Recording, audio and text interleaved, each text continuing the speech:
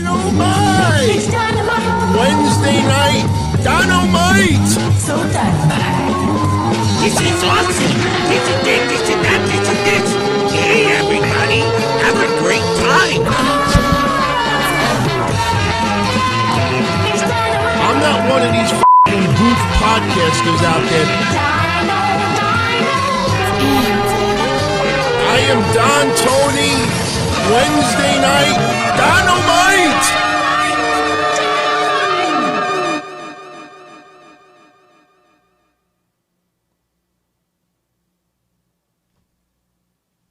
All right, I said I wasn't going to wear the Killer Cross shirt. Instead, I was going to try to make a tribute to as many people who got released today as possible. But come on, man. The end of NXT tonight, Killer Cross officially making his debut. TikTok, the Don. Come on.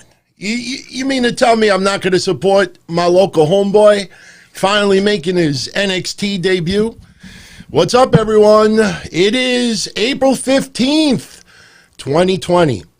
This is Wednesday Night Dynamite. I am Don Tony, as always. I want to thank you very much for tuning in. And, you know, because of what's going on with coronavirus, you know, the taxes today normally would be tax day.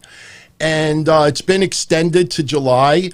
But with all of the controversy that is going on today, all the buzz, all, you know, the sad news of all of those releases in pro wrestling, if there's any way to have a little bit of a lighthearted moment about it, just think about the fact that this guy got released on tax day. Come on, you can't make that shit up. Fucking IRS gets released on tax day. Go figure. Oh, man, I don't even know where to start today, everybody. You know, look, obviously, I'm going to talk about AEW tonight. I'm going to talk about NXT tonight. I am definitely going to do something that I've never done on Wednesday Night Dynamite. I never talk about Raw or SmackDown, but this is not about Raw or SmackDown today. This is about the roster. And, you know, we had, some people call it a bus flip. Some people call it Bloody Wednesday. I will get into every release that we are aware of as of this moment. There's a lot of rumors, a lot of concern that there will be additional releases on the NXT side announced tomorrow, that they didn't do it today. I think that's a lot of assumption by a lot of people, but it wouldn't surprise me. So Friday for the Don Tony show, we'll go into this a little bit more. We'll elaborate a little bit. Any new releases we'll obviously discuss as well. And some things that I may want to get into besides. Got a couple of video clips today that I'm going to share. One that legitimately got me choked up, and I know a lot of you got choked up as well. Yeah, you know, I am wearing the Rusev hat. A little bit of appreciation to the guy. You know, just, man, when Rusev Day finally caught on and the crowd was going nuts, I mean, just WWE for some reason just refused to push this motherfucker even further. He made some great money on merchandise, but man, you just felt like WWE still held this guy back. It gave me a lot of flashbacks of Christian when he was feuding with Cena. And there was one point where Christian actually had a little bit momentum, or the perception was he had a little bit more momentum than Cena. And it's like they just refused to let it go even further. And ultimately, Christian would leave, go to TNA, and we know the rest of the history. Shout out to Mr. Krebs and everybody else. I will let everybody know that I am this close of having the super chat completely done and updated. And if everything works out, I could start, you know, putting them on the screen for everybody, because I think that's the only fair thing to do. But I think we'll start doing that either this Friday or maybe next week. We'll see how everything goes. But, man, you know, crazy day today. Now, look, anybody that follows my shows, whether it's when I was audio only or now, you know that I express my honest opinion. It's not politically correct many times. I don't base a lot of my discussion on emotion. I just try to keep it in perspective and just, be real about this. It's very easy to write these catchy one-liners on social media, get 300 likes and blah, blah, blah, blah, blah. But, I want to say this right up front. We're in the middle of a pandemic. Of course, none of us expected over 30 releases today. But you need to understand something. There are talks, and this is something that nobody, for the most part, some people, Disco Inferno gets it right, a few other people get it right, but it's not a popular thing to say right now. But it's just facts. You have WWE, an entertainment company, a global fucking conglomerate, just a billionaire company, maybe no longer billionaire company, but their revenue, they're a live entertainment company with crowds, buildings, arenas, fans, merchandise. It's not that you just compete in an empty arena and have nobody come to the buildings. I mean, you think about that any other wrestling promotion could do that. Just have events in empty buildings and air it on TV and boom. You think about the hundreds of thousands of fans. If this goes on for another year, let's say 500,000 fans. What do they average? 6,000 fans per event. How many events do they put on a year? I don't know. Let's just say 100, just to be concerned. That's live and in person. You think of all of the crowds that attend and all the ticket sales, and that is non-existent right now. I mean, of course we are all upset and we feel down, and I am going to play the video that Drake Maverick put up earlier because it really just touched a lot of people, including yours truly. I'm also going to put up the video that Seth Rollins did that honestly, and I have been critical of Seth Rollins, I think he's getting a really bad break right now with what he had to say. But the thing is that this is a major entertainment company.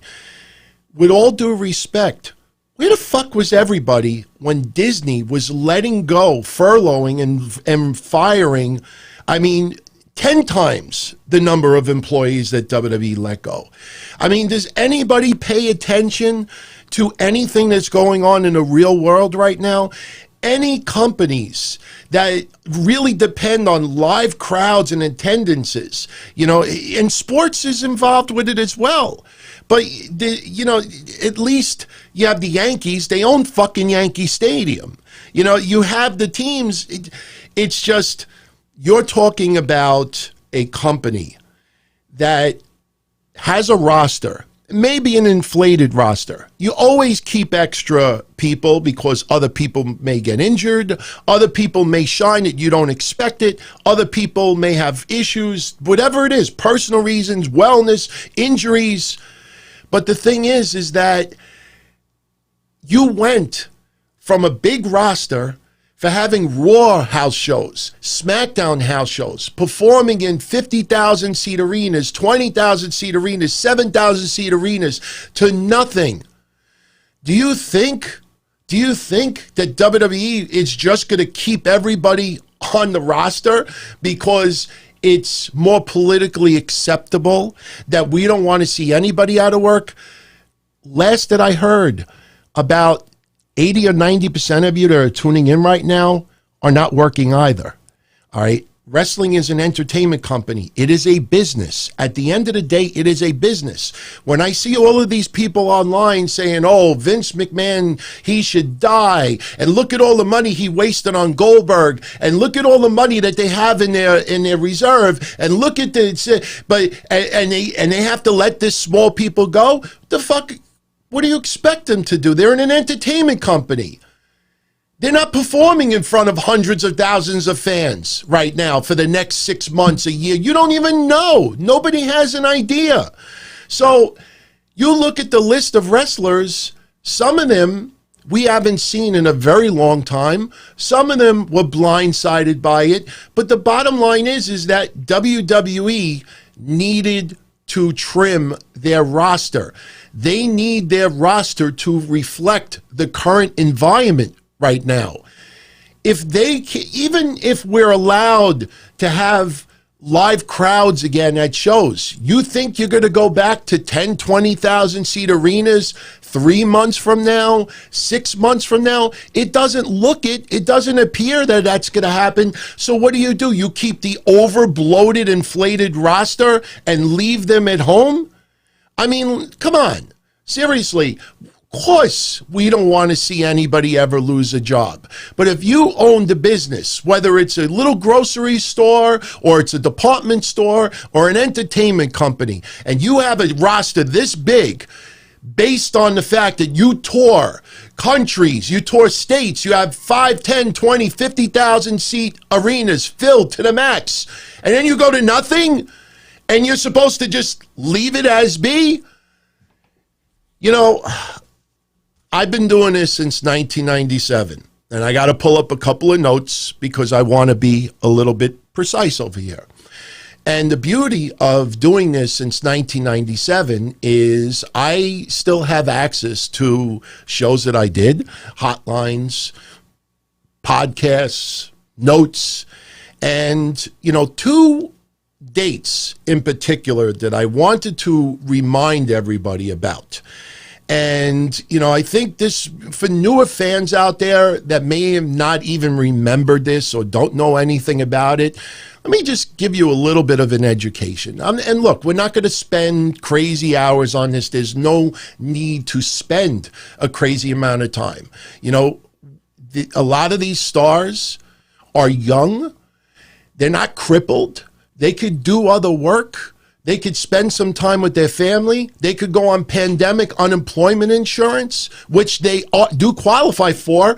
I mean, all of a sudden today, everybody's like, hey, did you hear about this pandemic unemployment? I talked about that 2 weeks ago for everybody. They can get some money right now, all right? They can still work. Look at Drew McIntyre. You know why I mentioned Drew McIntyre?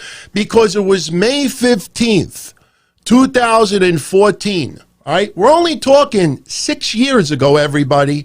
May 15th, 2014, the WWE stock was $19.93 a share. Okay, May 15th. The next day, and this is something that nobody brought up today. Now, you think about this.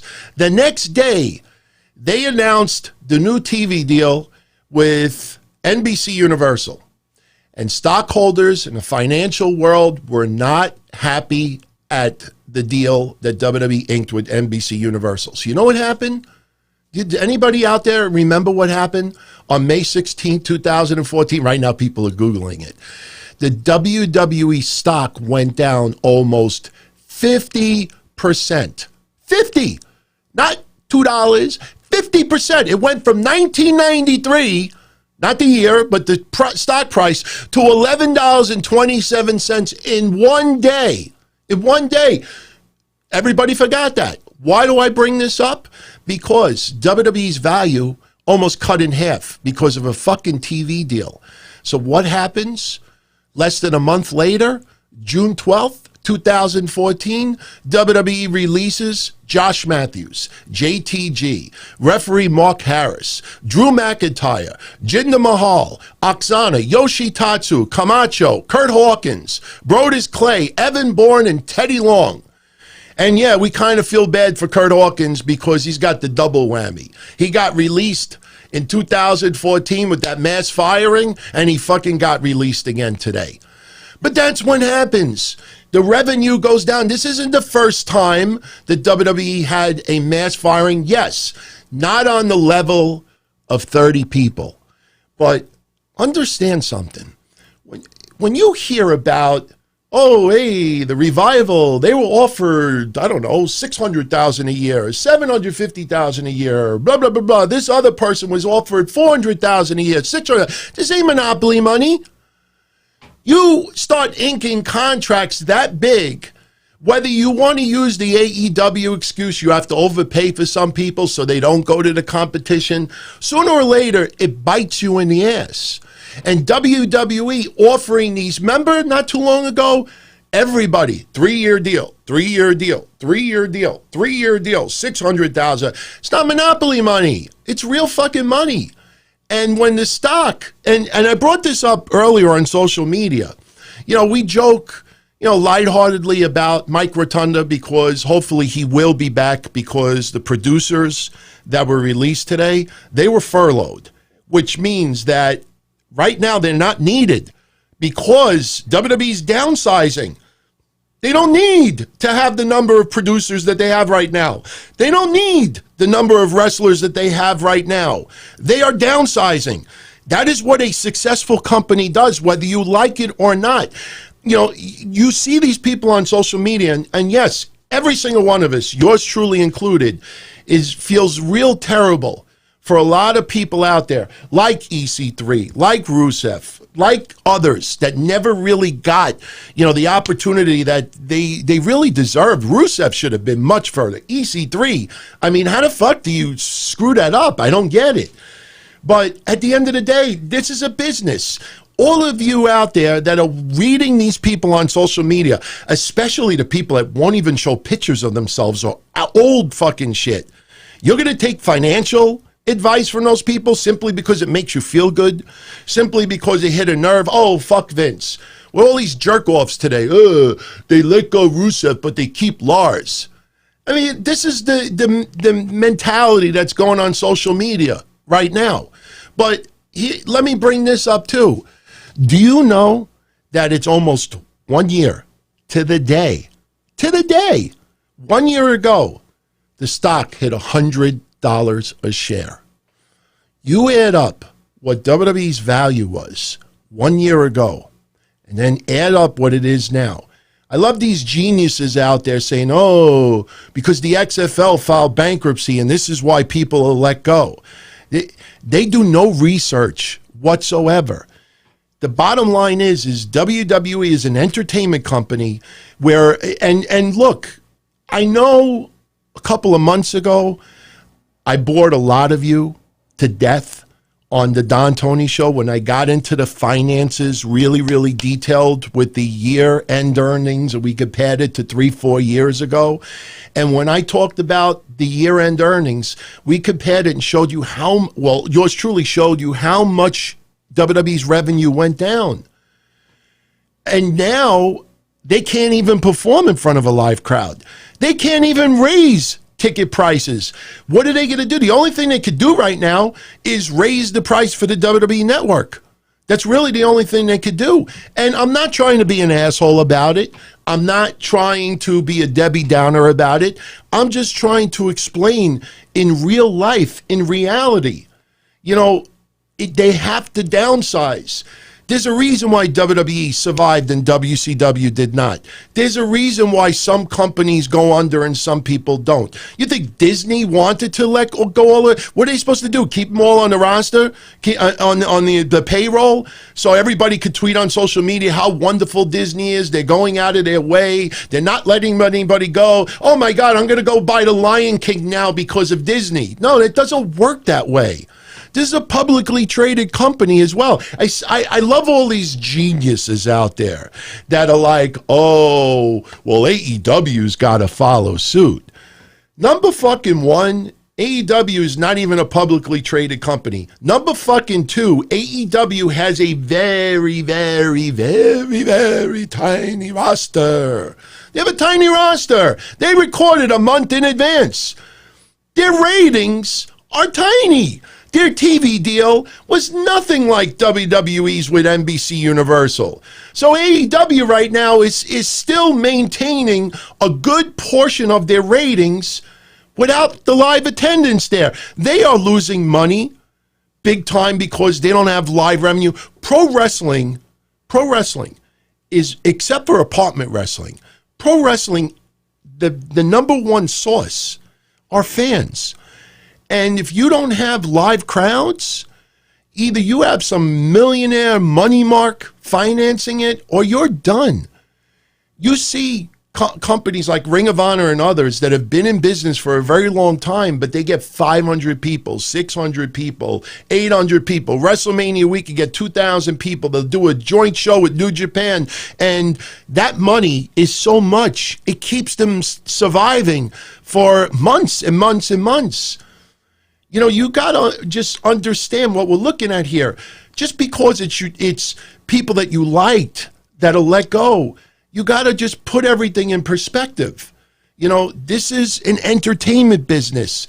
It cannot survive crazy amounts of time without fans buying tickets. Unless you want to pay $30 a month for the network, paying $79 for a fucking pay-per-view. You know, WWE, what do you want them to do? Raise everybody's shirts $5? I love everybody out there that's like, oh, you know, go support this person's store and so, and yet they never show receipts of them buying and stuff themselves. Me, I support Rusev. I bought the fucking hat a year ago because I just, you know, I didn't like the fact, you know, how they treated Rusev Day, and I like Rusev. I didn't buy it so Rusev could send me a like. Hey, bro, thank you for wearing my hat. What am I, fucking 12? I like the hat. I support the guy. You see all these people out there. I even said earlier, it's not my place to do it. I'd love to see somebody set up a GoFundMe page to help fund some of the wrestlers who are out of work. And you know what? They could also help maybe Rusev, because look at this tweet. This was from March 24th when WWE was having empty arenas and some people that worked for WWE were not getting a paycheck. And Rusev pledged $20,000 of his own money towards workers in WWE that were not getting paid. That's 3 weeks ago. And what does he get in return? He gets released. That's a guy who probably has a little bit of a nest egg right now and could probably survive for an extended period of time. But you know what? Especially after the shit that Braun Strowman said a couple of weeks ago about people running the GoFundMe and stuff like that, I wish someone would set up a GoFundMe and raise some money for these people. And in an indirect way, it's a big fuck you to Braun Strowman. Seriously, you know? Jody Moncrief, I already said last week, dude, thank you, nice try about the gotcha. All right, but YouTube, for anybody that has a YouTube channel, you don't get paid from YouTube until around the middle of the month or towards the end of the month. I think it's next week. Soon as I get that money from YouTube, from that charity show, that mission I did, that is going immediately to the United Way's COVID-19 fund, and I am posting the receipt. I've been doing this shit for 22 plus years, and any time that I ever said I would do something, I have always showed proof. So I know you're not saying it to try to troll, but other people, you know, will interpret it that way. But yeah, no, as soon as that money is in my hands, it's going right to fucking COVID-19. So yeah, it's that, and that's just the way it is. But you know, I feel bad for all of the people today. Now, let's talk about the names in particular, and we'll talk about, you know, some of the videos that are floating around. Before I go any further, you know, I don't like individually making certain people released more, they're worth more than others, because every single person out there was living their dream. All right, MJ Jenkins. Anybody out there know who MJ Jenkins is? Maybe you should look her up. She is devastated that she lost her dream. Do you see that writer, the WWE writer that did the Otis and Mandy storyline, Andrea Litzenberger? You know, she got released. She joined WWE in December. She came up with that storyline with Otis and Mandy. And unfortunately, her services are no longer needed right now because WWE's downsizing. There are a lot of people out there that are devastated right now. Lion in the chat says that he met MJ Jenkins. You know, I don't like to people more than others. Some people never got the break. To me, this guy, it's just unbelievable that WWE didn't know what to do with this guy. I don't get it. I'm happy that he trademarked his name. That's a guy that I wouldn't mind see show up in AEW. I'm not going to be one of these people, oh my God, they should all go to AEW. No, it doesn't work that way. Right now, we're still in the fucking coronavirus. You know, AEW has a hard time right now trying to get certain people over. And not only that, you see someone for 1 week and then you don't see him for a month. You start bringing in 2, 3, 4, 5 guys or gals, even though not too many women are released. What does that say? You see somebody like Jungle Jack Perry, Jungle Boy. You know, he comes out, he appears 1 week, he's gone for 2 or 3 weeks, and that was before coronavirus. AEW needs to really focus on their nucleus. Now, just in common sense, from some of these names that were let go, there are some extremely big money talents. Leo Rush, for example. Leo Rush, man, I have expressed a lot of love for that guy because originally, you know, he wasn't clicking and he had that bad attitude. And I remember when he won that Cruiserweight title, I remember on my show saying to everybody that for the last bunch of months, you literally felt that you saw Leo Rush morphing and maturing and really working to turn shit around. He had emotional issues. He had a lot of problems. And that guy, you know, he gets released. And, you know, he's really, really hurt. He worked his ass off to overcome a lot of obstacles. That's a guy that AEW, you know, maybe he wants a break. Maybe he doesn't want to do anything right now. You got to understand something too. Some of the people that got released today have families. And for the time being, you know, taking a month off is not going to put them in bankruptcy. They could get the pandemic unemployment insurance. They just got stimulus checks. I mean, I don't know, you know, some of the wrestlers could get it, but the spouses probably could get it if their income is under a certain level. Their children get, you know, a check with $500 a piece. You know, so there's some wrestlers there. Their career is not over. Coronavirus is depressing.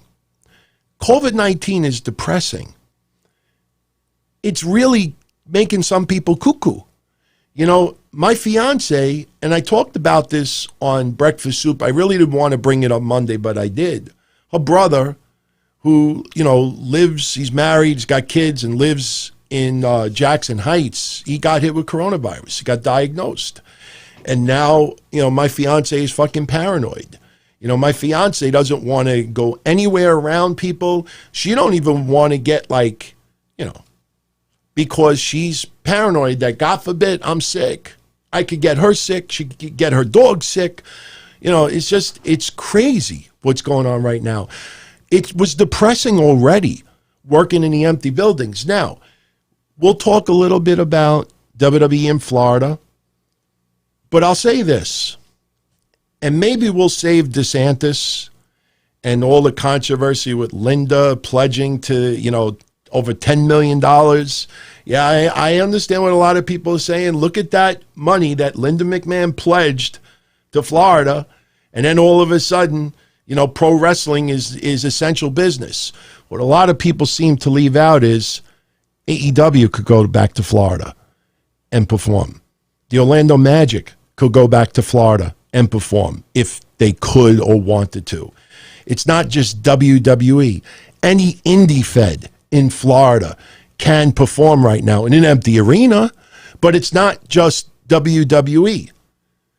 But I'll say this.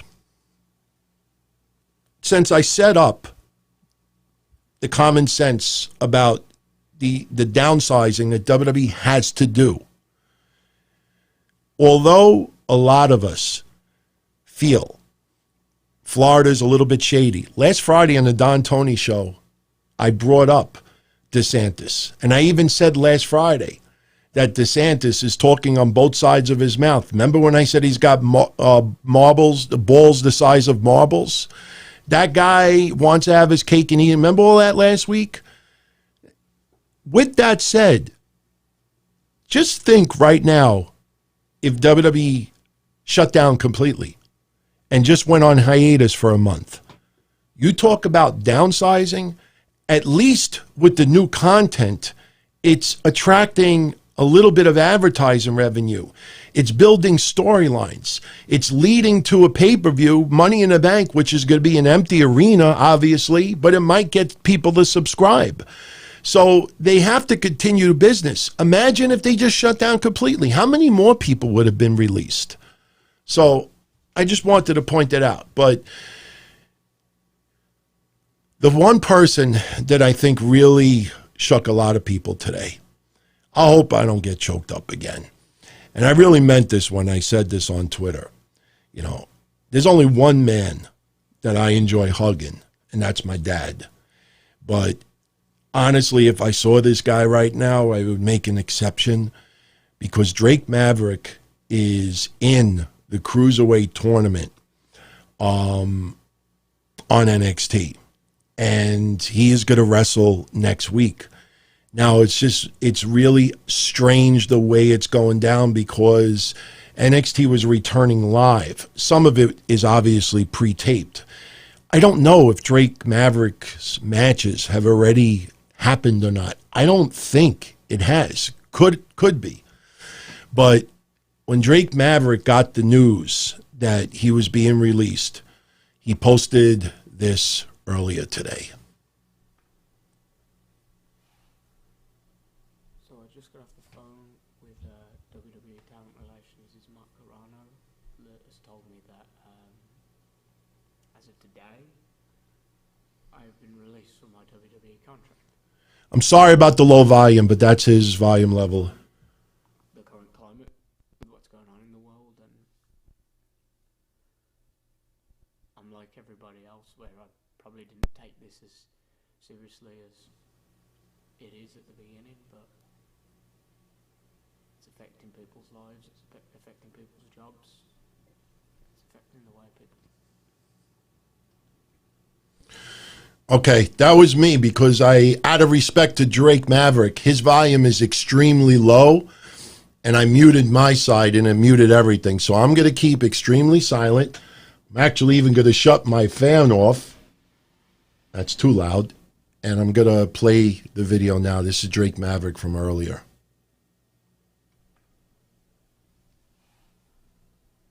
So I just got off the phone with WWE Talent Relations' Hagar that has told me that as of today, I've been released from my WWE contract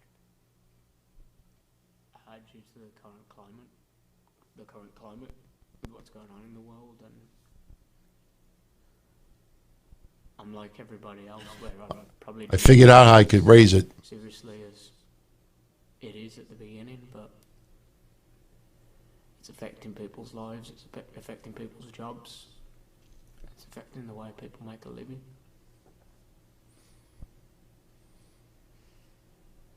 I'm very fortunate that WWE is still allowing me to compete in the NXT Interim Cruiserweight title tournament, but it's very likely that those will be the last matches I ever have.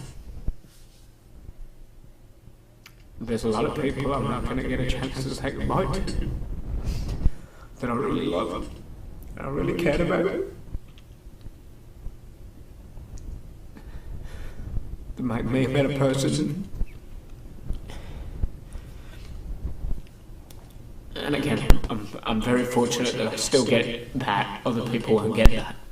But if these are the last three matches I have, I just want everybody watching at home to know that you'll have my all. You'll have everything.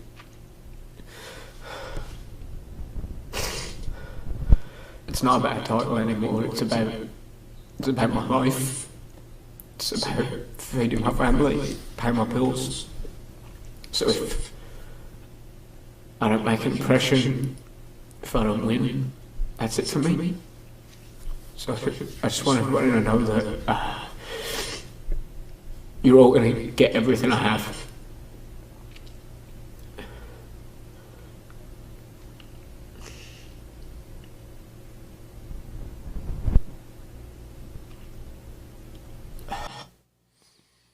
That's rough, man. It's really rough. Now, it's a real tough situation, man, because this is the thing.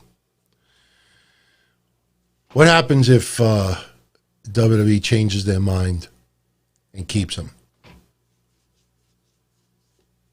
You know what I mean? What about everybody else that was let go? I really feel for the guy because, number one, you look at his size. They had such a hard time trying to get him over, and he originally was managing what was it, the AOP? Was he originally managing? And then he did the 24/7 title. They brought his wife in, and he couldn't consummate the marriage, and they did so much that they could do with the guy. And unfortunately, they let him go. I don't know what kind of opportunity he would get in other companies. You don't have a comedic 24/7 title in another company. How do you bring him in? If he's put just in a cruiserweight match, you know what I mean? Like, he doesn't have the same, like video game like moves like a lot of others out there. So what makes him stand out and be so special about it? But, look, I wish the storyline person in me would turn around and maybe they would, look, I don't think this is happening. It would be amazing if they did, but this is obviously 1,000% real. Imagine if WWE decided, look, Drake Maverick's contract is not huge.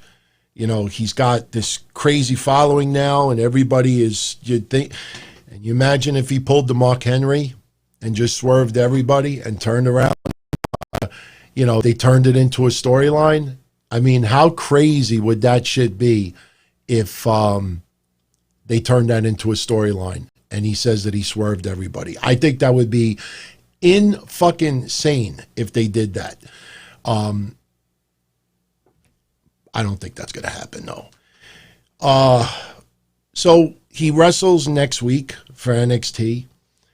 And what sucks even more is we're in empty arenas. So, you know what I mean? Like, I think back to Emma. When Emma got released because of the incident with the iPhone case, and then they brought her back, and then when she went to the arena, like, the crowd kind of like showed her support. You've had others where others have gone through like maybe a family tragedy or something like that, and the crowd, learns about it and gets behind it and just really shows that emotion to the person, and when they're there and they just feel it and they wish they could bottle that and keep it. This motherfucker shows up at NXT next week and it's an empty fucking building. You know what I mean? He can't even soak in that additional appreciation that the crowd would have for him because of what's going on right now. So it's a really sad situation. It's a sad situation for everybody out there. But his video really touched a lot of people today.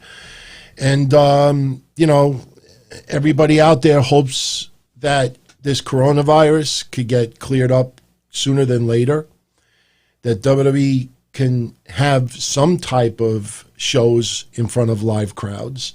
They're obviously going to have to start it off slow.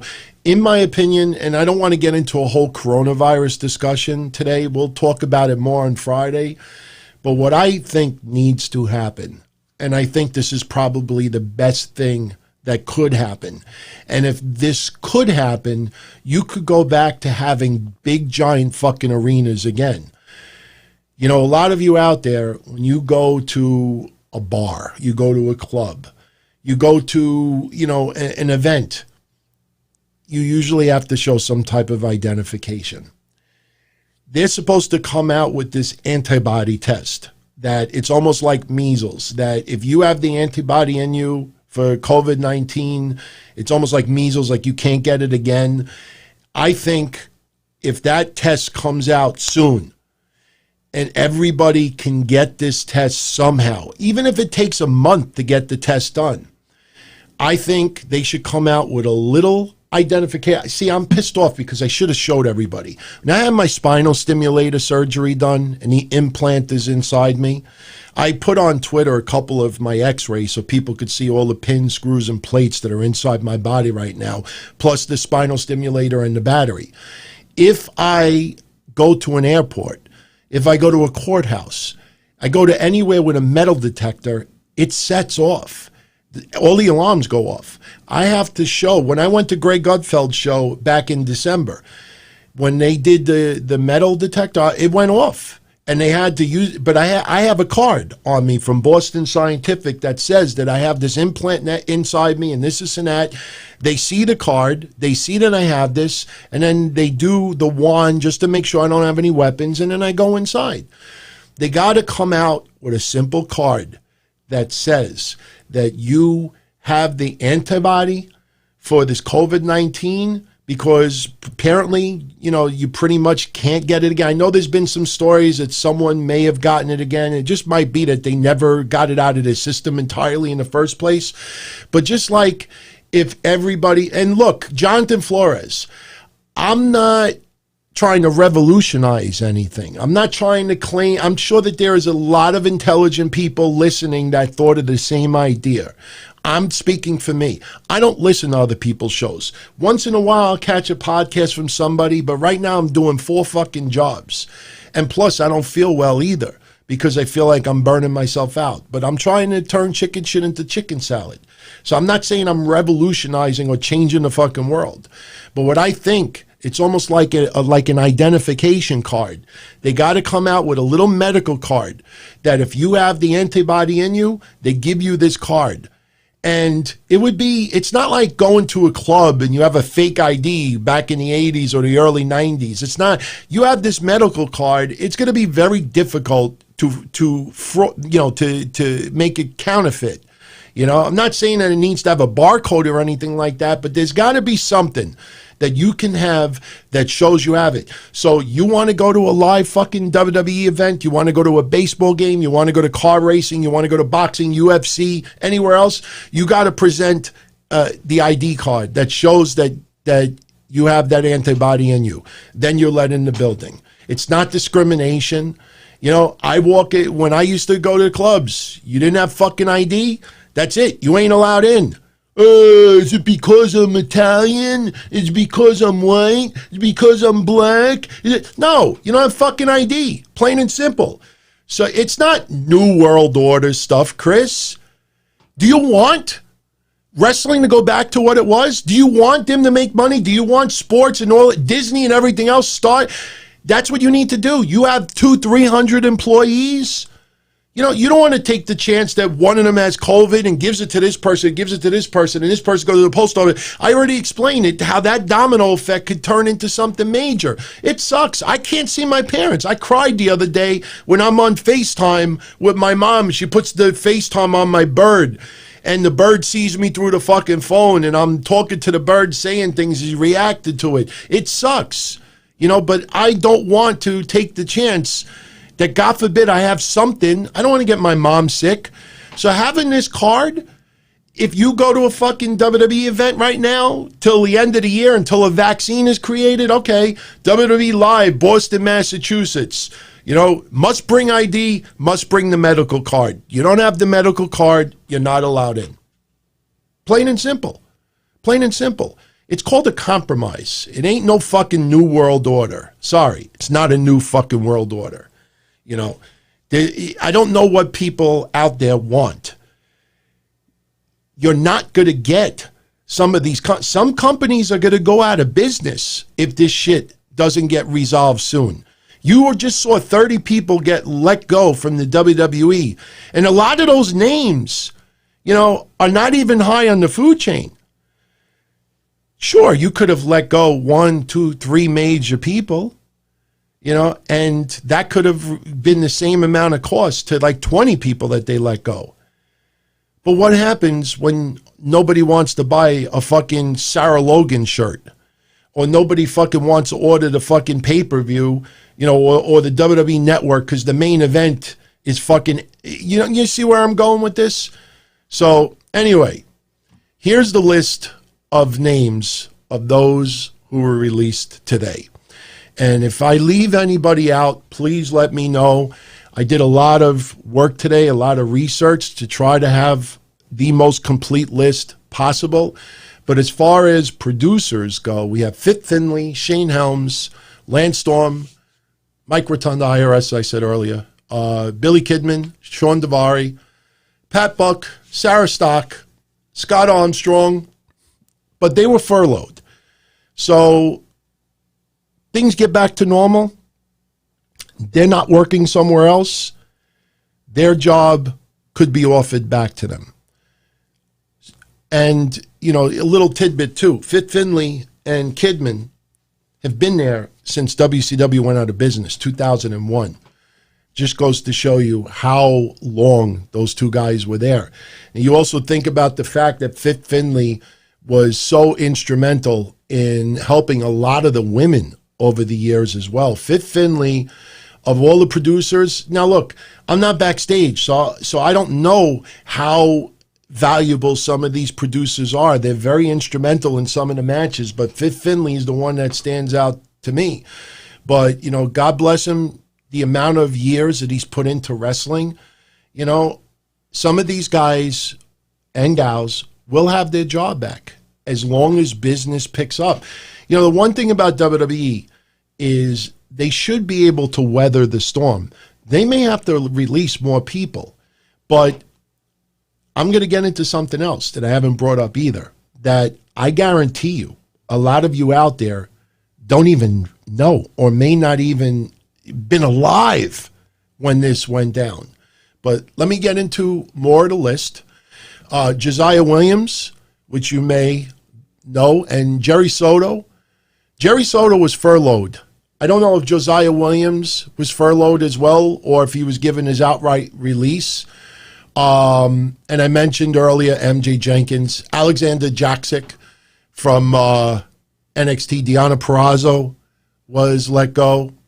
Zack Ryder was let go. Kurt Hawkins, Sarah Logan, Eric Rowan was let go. The Colognes, Primo and Epico. No Way Jose was let go. Mike and Maria Kanellis. And by the way, Mike Kanellis, Maria Kanellis, No Way Jose, some very touching, just very touchy videos online. Just really, it really just got to you. I only wanted to play Drake Mavericks because I wanted to play Mike Kanellis as well because I've been singing the praise for this guy for a long time, really rooting for him because since he revealed his painkiller addiction. Maria Kanellis showing a side today that I think a lot of people may have never even seen before. No Way Jose's video was nice as well. But No Way Jose, you got to understand something.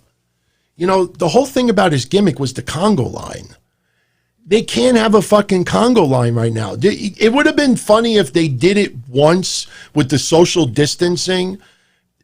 You see like one person and you don't see another one for 6 feet. If you think about it, if they had the same number of people in the Congo line, it would go down about 3 blocks. But No Way Jose, you know, again, as I mentioned these names, a lot of them are young. Drew McIntyre was let go in 2014 as part of a big, you know, bunch of people released. He's the heavyweight champion right now. There's no reason why Drake Maverick, No Way Jose, and others can't come back. Their life is not over. They're not going to become bums in the street. The pandemic unemployment insurance will take care of them for, what is it, 26 weeks or so? I mean, they're going to have some revenue coming in for an extended period of time. So it's not like all of a sudden they have nothing, you know? So let me continue with the list. As I said, Maria and Mike Kanellis. Referee Mike Chioda. Referee Mike Chioda has been there since 1989. And I didn't realize when he joined WWE, then WWF at the time, that son of a bitch was only 23 years old. 23!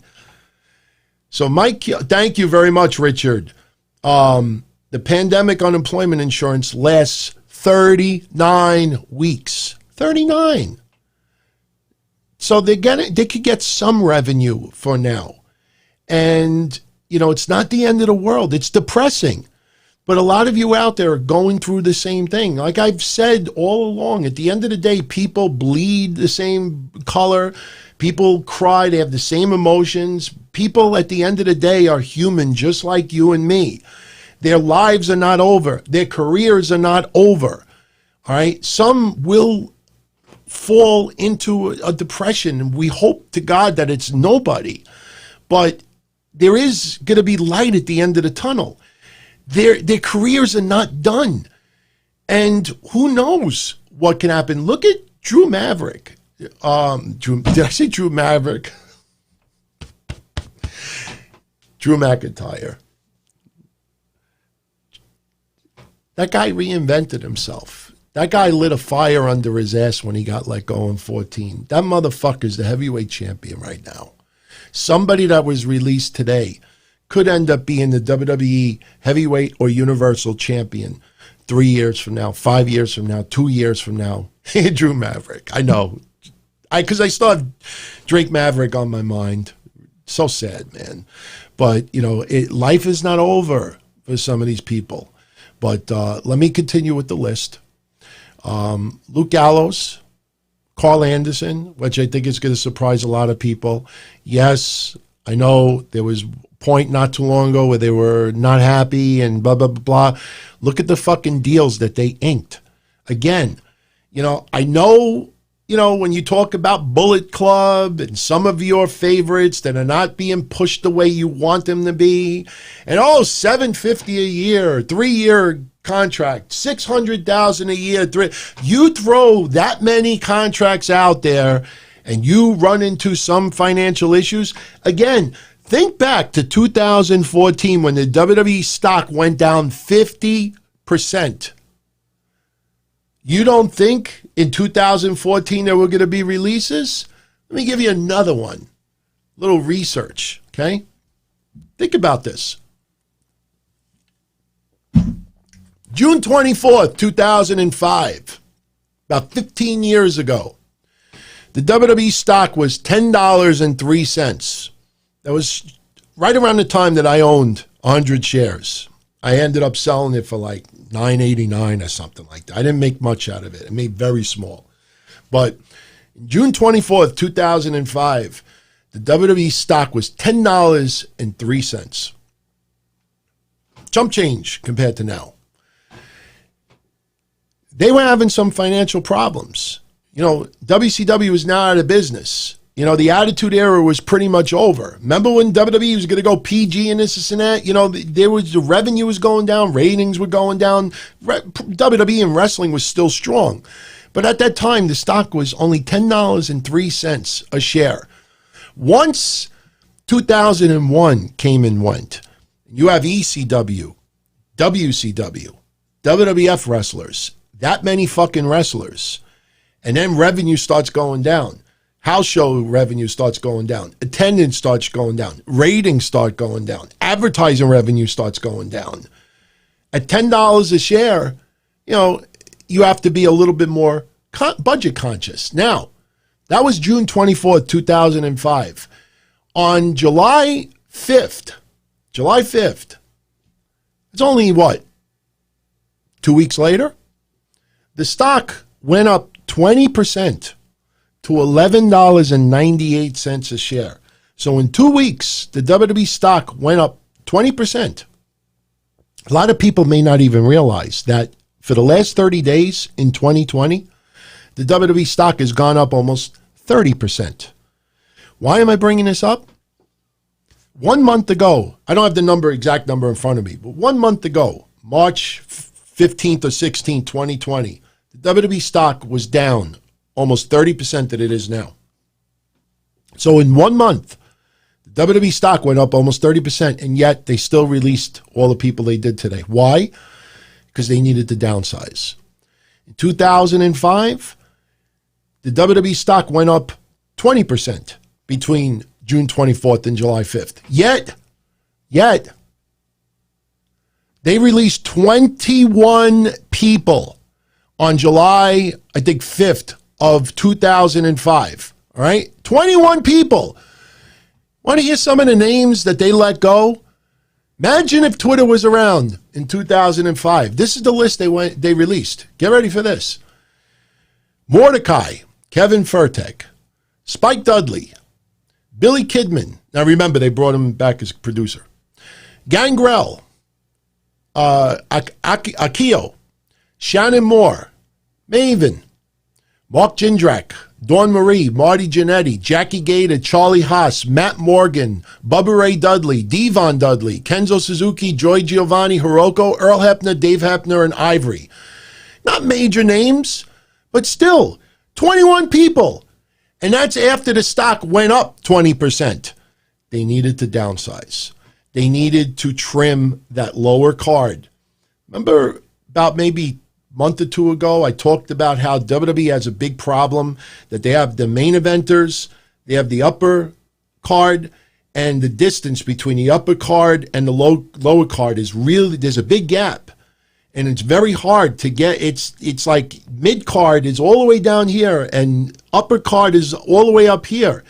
And a lot of these people were having a very difficult time trying to get to the upper mid card level, WWE, because they didn't give them time to gel. But that's what happens. 2005, they let go 21 people. 2014, they let go a bunch of people. This has happened in the past. Today, they let go 30. Look at the size of the company. They have Raw, Smackdown, NXT. They have become a bigger global brand than they were in 2005. Sure, the attendance may not be what it was in the early 2000s, but wrestling, they're the big boys in town. So, you know, again, it's really, really sad. Let me get into the rest of the names from today. As I said earlier, Rusev was let go. Aiden English was let go. Hawkins and Ryder were let go. Maverick, as we said, EC3. Primo and Epico. Eric Young. Heath Slater. Leo Rush. Gallows and Anderson.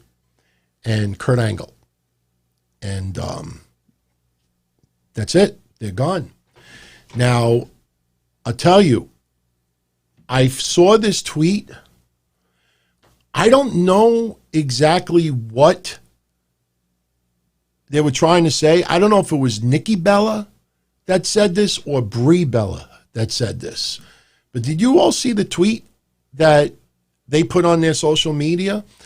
They said this, and they got some pretty big backlash over it.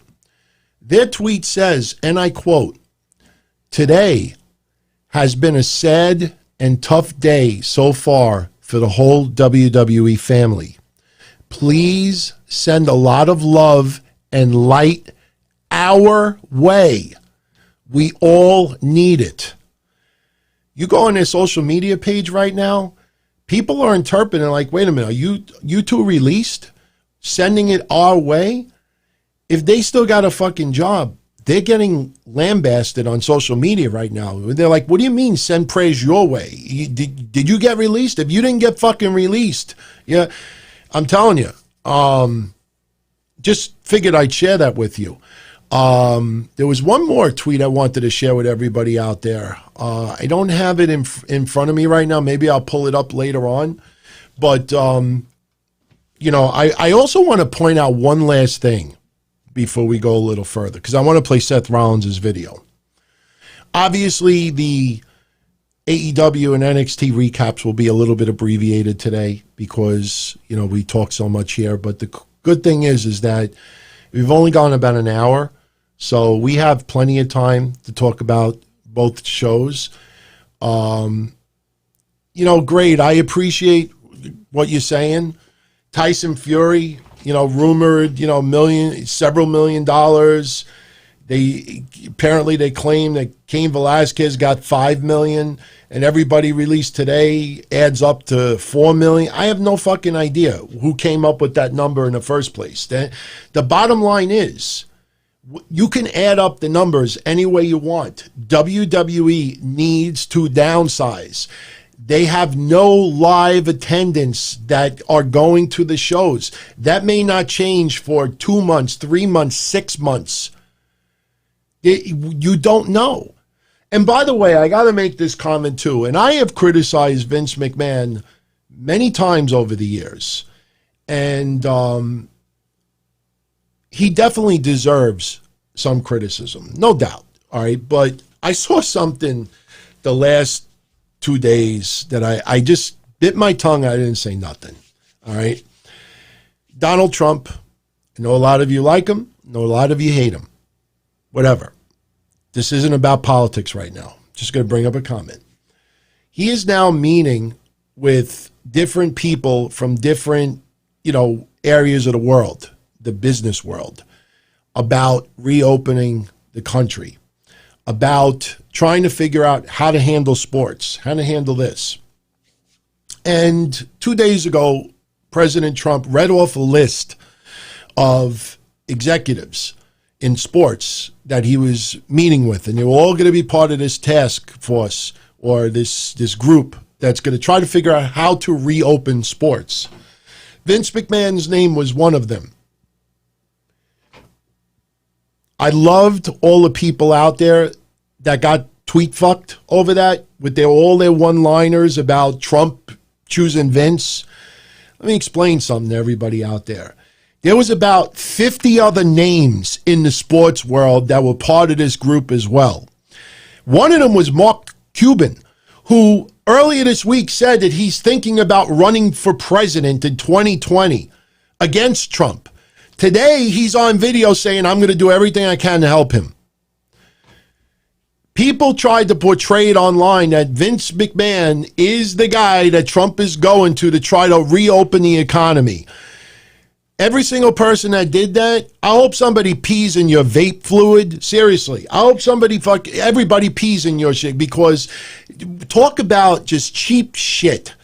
You have people in basketball, baseball, UFC, boxing, pro wrestling, because at the end of the day, WWE has hundreds of thousands of fans that go to their shows. That's why he's part of this. You have the movie industry, the TV industry.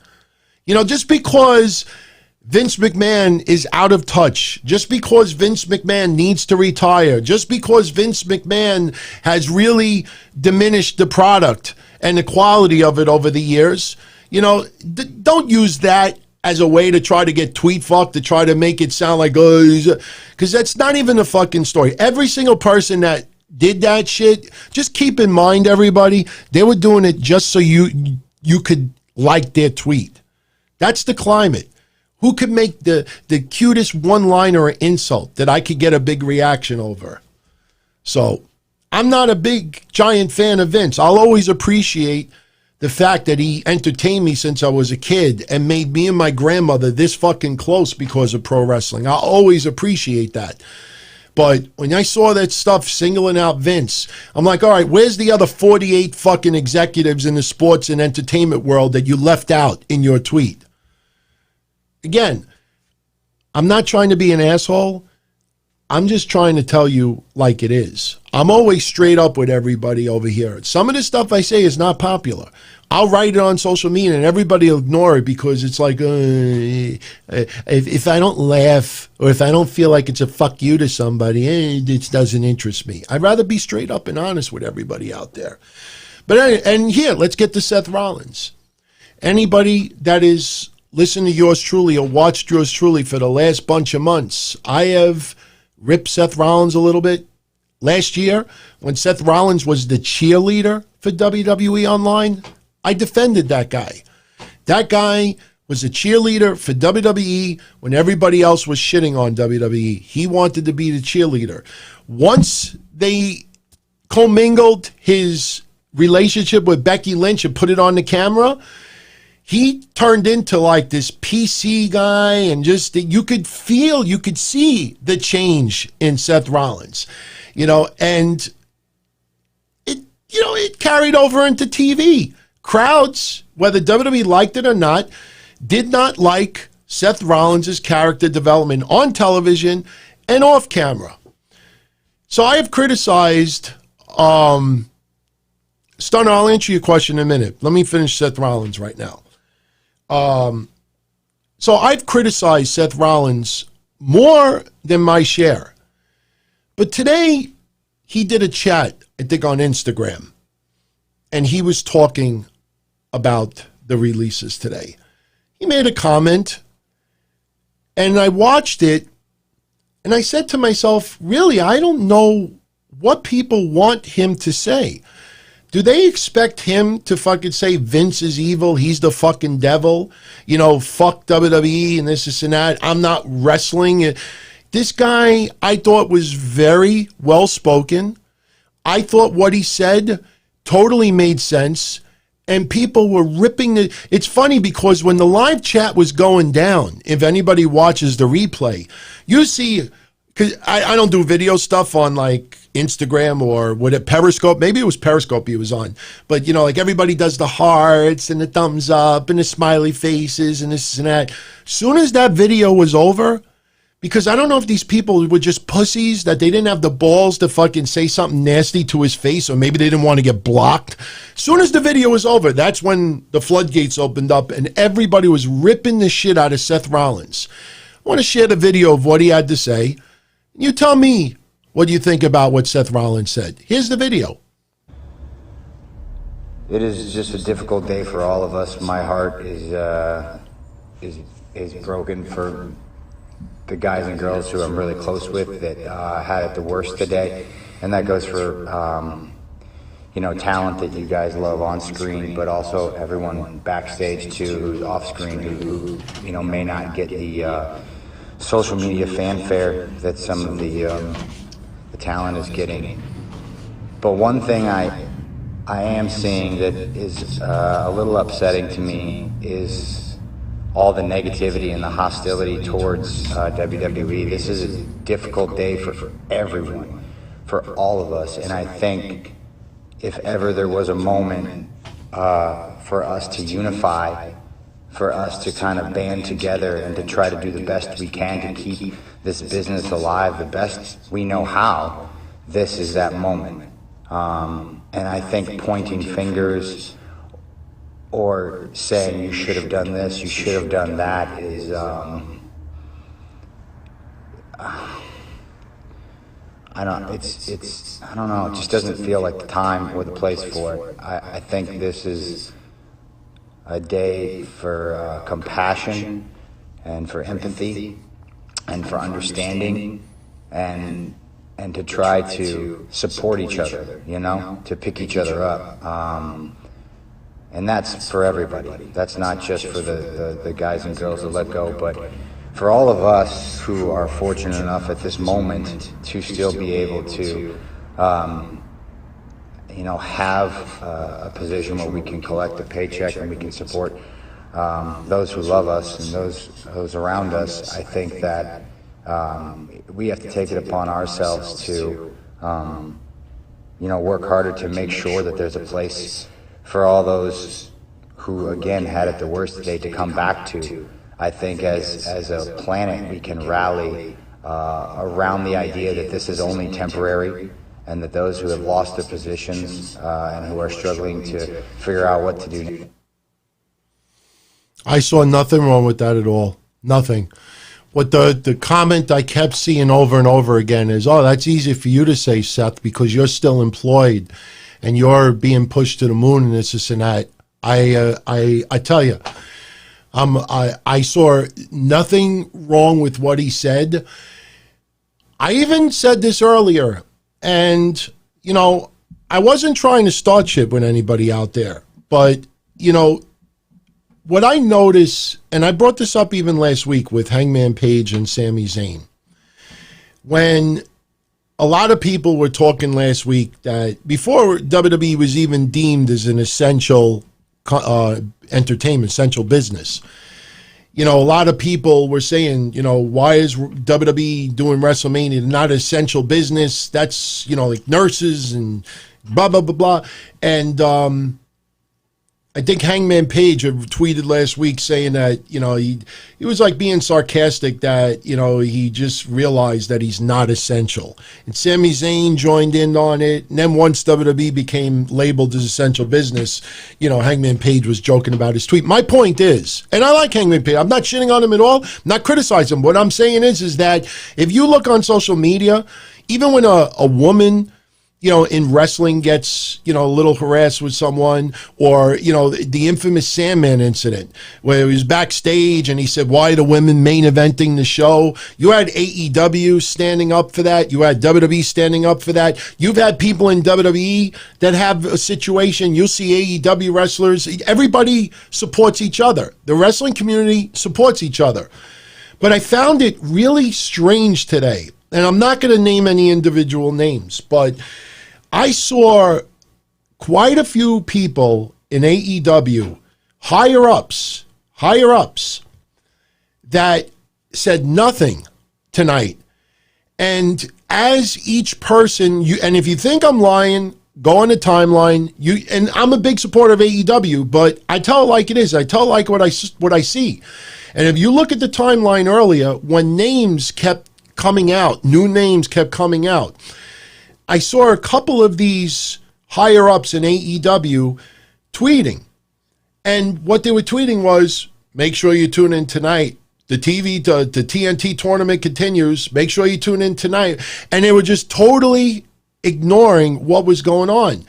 And I said, not for nothing, but, I could see if you're not online for a few hours. But when this is all going on and you see that because of coronavirus, there are dozens and dozens, and there's a lot of employees at WWE let go that you won't even ever know about because they worked in the office.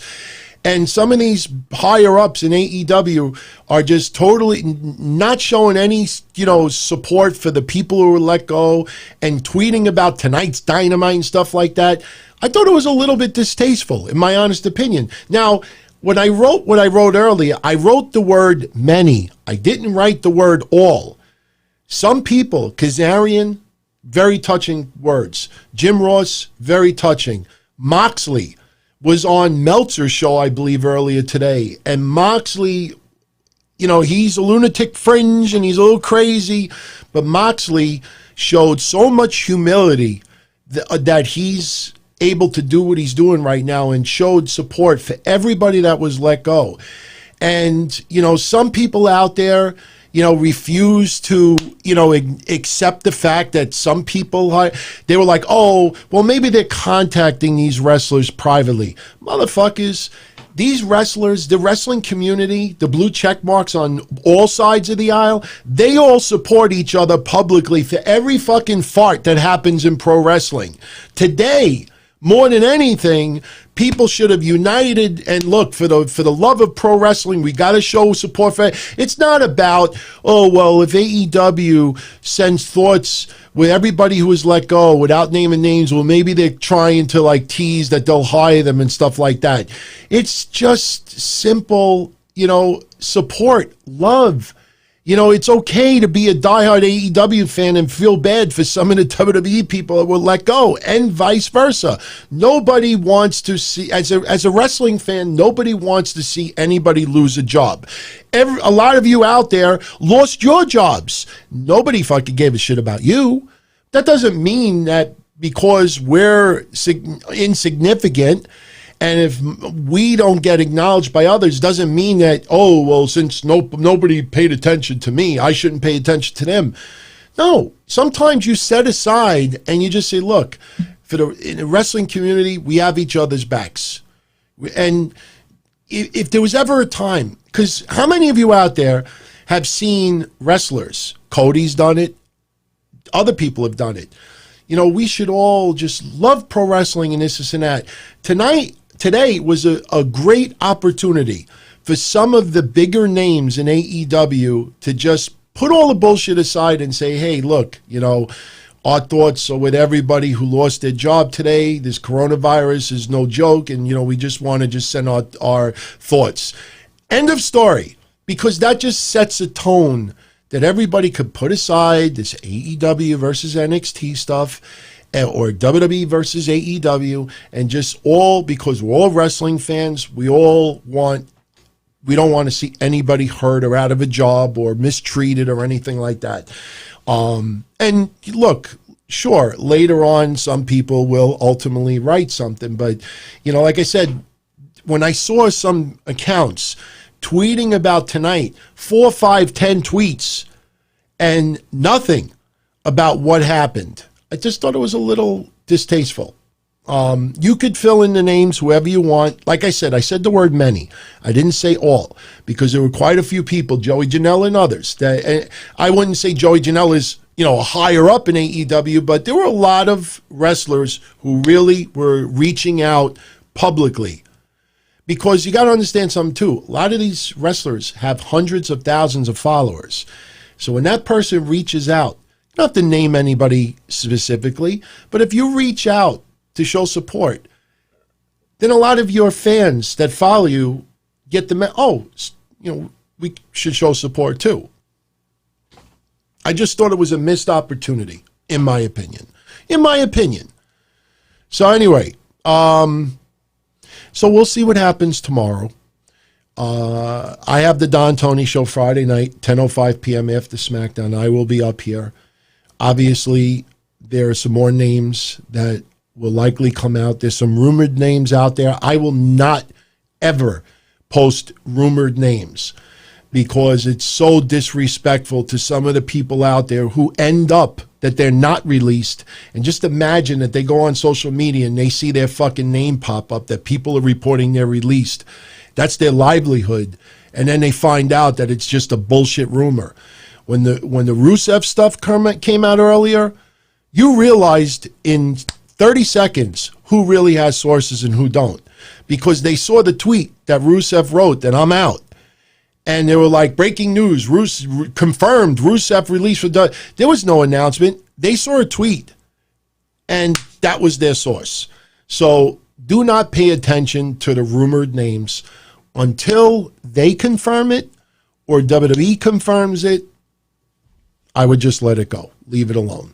So, and that's it. Look, I will get into the statement that WWE made and on Friday. I'll talk about DeSantis on Friday.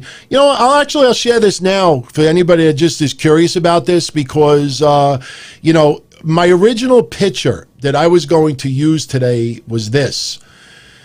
April 1st, DeSantis issues an executive order for essential services after speaking with the president. WWE was not included. If you remember last week's Don Tony show, I talked about how DeSantis was being extremely vague. It seemed odd, talking out of both sides of his mouth. Marbles for balls. April 19th. So last Friday was the 10th. So April 9th, he amends the executive order to include pro sports and media production, including entertainers with a national audience. Still, not clarity, because we talked about it in Don Tony show. We find out that same day that DeSantis amended the order to include pro wrestling, we find out that Linda McMahon announced that her super PAC for the president is going to spend $18.5, that's not dollars, $1 million in Tampa and Orlando. And the day after she makes that announcement, Vince McMahon makes the press release, the WWE, that they're going to resume live events for Raw, SmackDown, and NXT. That is the timeline. And that is straight from a news reporter in Florida that is well established. That's not a wrestling website.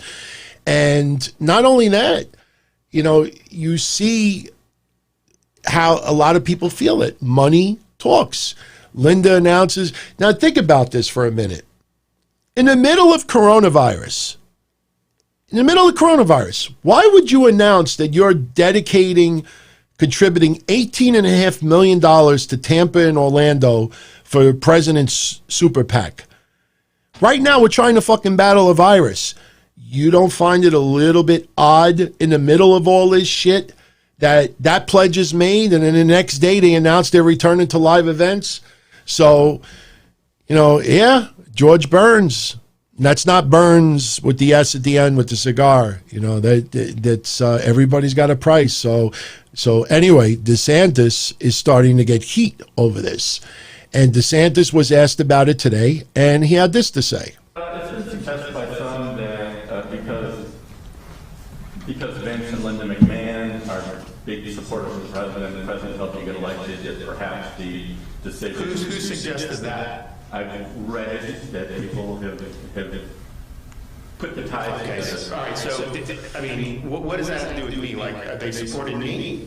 Did you look up that? I did. And they didn't, right? No. Okay, so here's the thing. I support doing things. I mentioned NASCAR. I talked to Lisa Kennedy. I want them to race. I think that the public would like to see. It's going to be on TV. I understand you're not going to fill up Daytona Speedway right now, and I'm not suggesting you do, but I think if there's content that can be created, I think that that's a good thing. And even Dr. Fauci said televised sports is a positive thing. There's not a lot for people to look at right now, and I think you're starting to see this does start to wear on some people after a while. And so my view would be, well, let's do what we need to do to stop the spread, to make sure we're flattening the curve, but at the same time, you can give people some outlets. Maybe that's with programming on TV. Maybe that's with essential activities, which I've supported from the beginning. Where you go for a run, you get out, you do things, as long as you're not in close contact with other folks. And so that's kind of the deal. But obviously, people can look up anyone that supported me. If there's no support, it'd be really hard to draw that connection at that point. Not that it would be legitimate anyways, but in this case, the factual predicate is there. Yes, ma'am.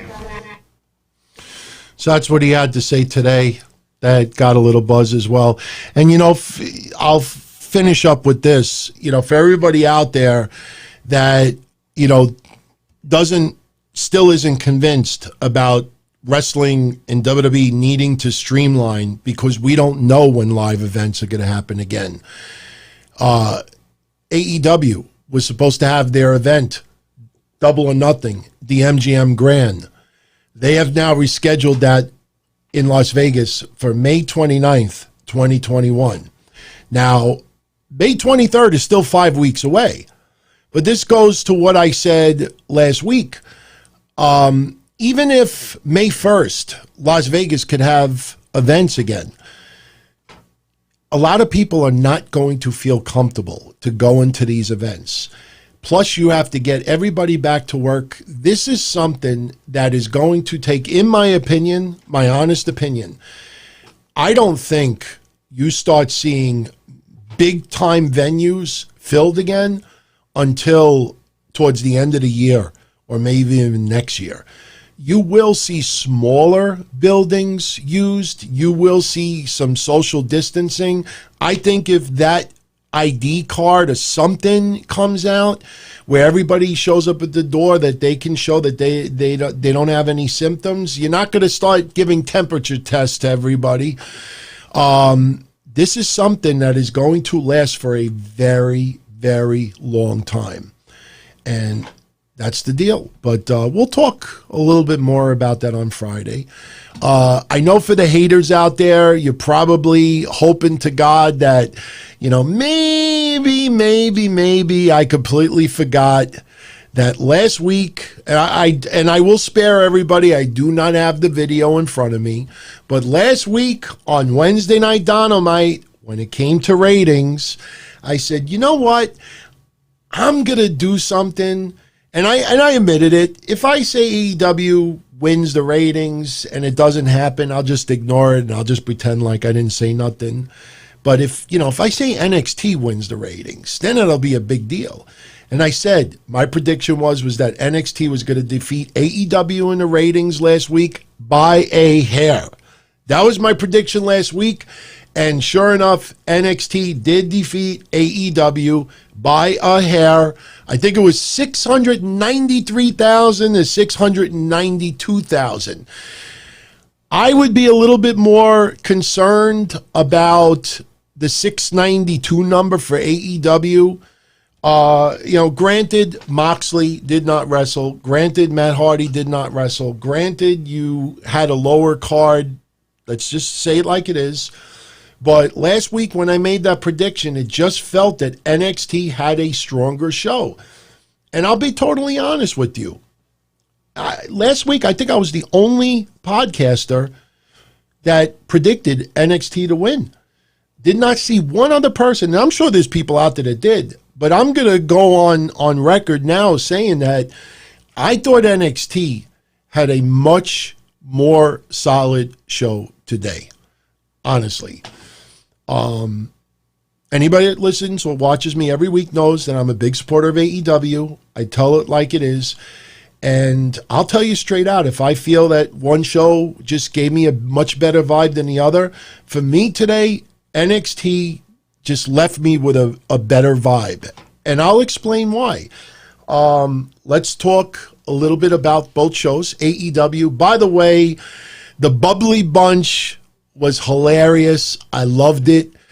They were having fun, just talking about, what's going to happen with the Elite and keeping that storyline alive. And, the big focus today was Jake Hager versus Jon Moxley. Now, look, honestly, everybody, I'm not alone in this. Some of the biggest diehard AEW fans probably would not admit this publicly. But I could say honestly that probably 98% of you out there felt there ain't no fucking way that Moxley's losing the title right. You're not putting it on Hager. They just, the way the show is right now, Moxley, with that big storyline, there's no way. So give AEW credit for trying so hard to give that suspension of disbelief or trying to convince people that Moxley could possibly lose. Seeing Mike Goldberg and John McCarthy and Ariel Helwani and Dan Sauter, Josh Thompson, there was some AEW guys mixed in there as well, but when they're all giving their thoughts on who's going to win Moxley versus Hager, you know what that felt like to me, honestly? It felt like that somebody in AEW's offices raided Cameo and fucking contacted as many people as they can in Bellator and fucking say, hey, dude, I'll pay you Cameo. Do me a favor. Just, plug that you think Hager's going to win this match. There was nobody from Bellator today that gave me any feeling like this match was more important. Now, Jim Ross calling the match was fun. The match itself, I have no problem with. It started out slow for an empty arena and Falls Count Anywhere or the Brawl, whatever it was portrayed to be.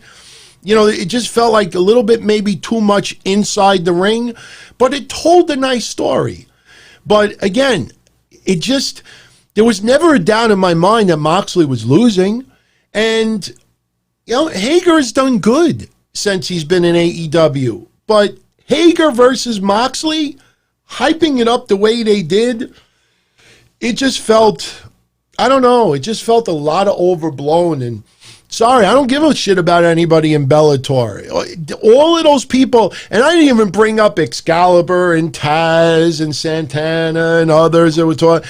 I mean, they built that up like it was a pay-per-view main event, must-see fucking television. I thought it was a little bit overblown. Some people might also feel that the buildup of Colt Cabana versus Lance Archer might have been a little bit overblown. Lance Archer is impressive. I've been showing the love for Lance Archer even before he made his debut. Colt Cabana is very underrated. I know mainstream universe doesn't really have too much of a connection with Colt Cabana. Anybody that's been a fan of indie wrestling, and look, I joked a couple of months ago that he was like the whore of all the feds. He's in fucking TNA, Impact Wrestling. He's in fucking MLW. He's in NWA. He's here. Every fucking promoter. It's like the 6 degrees instead of Kevin Bacon of Colt Cabana. You could take like the jobber from some random promotion, and in 6 degrees you end up with Colt Cabana. But, they used 2 packages today. the hype of Cabana versus Archer. Number one, did anybody ever think in the least that Lance Archer was losing his match today? Let's go through the whole tournament again, because so far I'm surprised at how many people that thought Shawn Spears was winning this whole thing. But this was the original bracket. My original prediction before it started was that Cody was going to beat Spears. Next week, I think, well, if it is next week, I think, yeah, it is next week. I think Darby Allin beats Guevara to set up that Cody Darby Allin match that was teased. Remember, 2 weeks, 3 weeks ago, and Darby Allin sucker punch Cody? Think that's the rematch. I felt Lance Archer destroys Colt Cabana. Didn't destroy him. Had a pretty competitive match today. But Lance Archer advances. I also think Dustin Rhodes advances because we're going to have that sympathetic Dustin Rhodes versus Lance Archer match. Lance Archer wins that match and then continues to beat the fuck out of Dustin Rhodes to send a message to Cody that he's coming after him. And then in the finals, it's going to be Cody versus Lance Archer and Lance Archer winning the whole thing. That was my original predictions. I stick with it. The opener of AEW today with Jake the Snake Roberts, enjoyable. 2 weeks in a row, 3 weeks in a row, having Jake doing that stuff. By the way, remember my rant last week about, people are trying to portray it that Jake is forced to stay in a hotel and he's quarantined. The motherfucker's home right now. Some very entertaining videos with him and DDP online. But that guy's home. People are trying to portray that this guy is forced to be in confinement and he's going crazy and he's home. But his promos are spot on. I will continue saying it. I love that AEW is utilizing some of the grizzled old veterans, see where I went with that, and giving them a little bit of opportunity. Tully Blanchard, all right, maybe it hasn't been so spectacular. Arn Anderson, maybe not so spectacular, but I don't mind seeing Arn Anderson or Tully Blanchard or Jake the Snake Roberts. Maybe we get another manager down the line. I have no problem with seeing some appearances. And Jake Roberts, very, and you know what? I think grizzled old veterans is a pretty good way to describe him. Jake Roberts is a grizzled old veteran. That raspy voice, he could still cut it.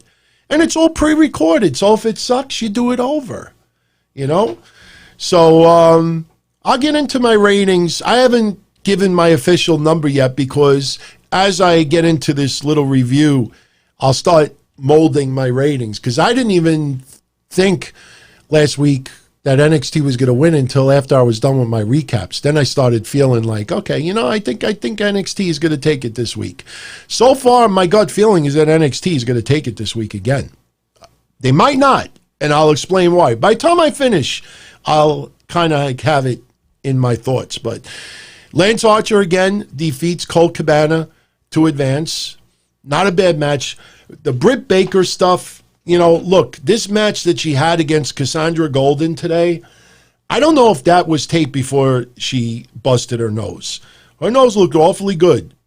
Didn't see any black eyes, didn't see anything like that. Something tells me that match was taped before the match that she had with Sheeta. The way AEW milked this fucking bloody face that she had last week. All right, you put it on a t-shirt, whatever. But every tweet that I saw of AEW last week, bloody. It's almost like she broke her cherry. She broke her fucking facial cherry in wrestling. I mean, she got a busted up nose. It fucking happens. I could see if it was John Cena, deformed fucking nose. Remember that time with Seth Rollins? That's different. She got a fucking busted nose, an errant shot, and they're fucking making it sound like that she earned her stripes. Now she is the #1 woman in AEW. Let's not jump the dentist, that much. My God, keep it a little bit in check.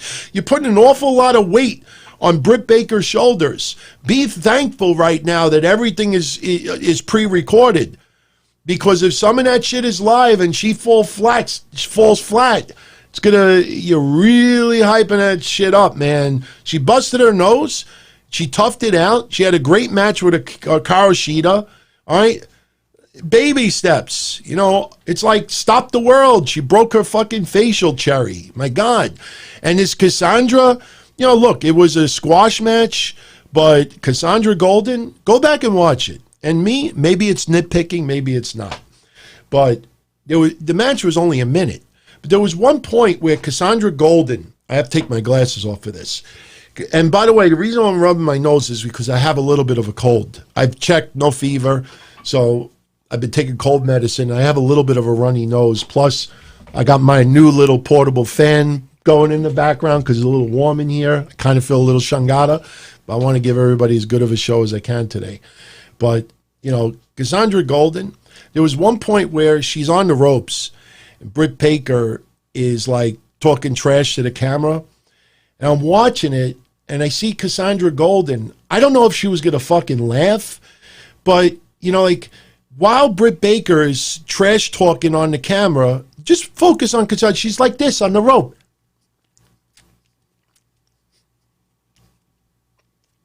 I don't know what the fuck she was doing. That's the reason why she gets squashed in 45 seconds.